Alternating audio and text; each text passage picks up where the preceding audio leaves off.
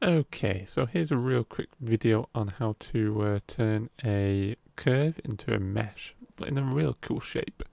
So how do you do that? Well, you go to top-down view and then do a Shift A, and then do a curve, and then do a bzz tool, and then you want to go tab into it and just get rid of that. You don't need it anymore by just pressing X and Enter. Then you want to go to the pen tool, or you can do the free drawing tool, so you can just do a weird shape like that.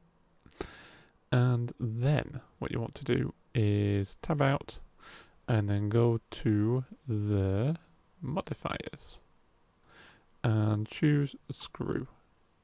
Now this is not what we want. We want to change the view. So if I remember rightly, it should be Y. And there we go. But you can't edit this yet. So how do you edit it? So if you go into tab, you can't actually change, you can't do anything with this.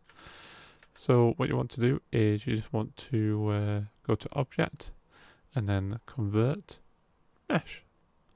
Now if you go into this, you can see that it's all editable and you will be able to sculpt on it. You can do whatever you want on it. So I hope you found this useful. Please subscribe, rate and comment, and see you again in the future. Bye!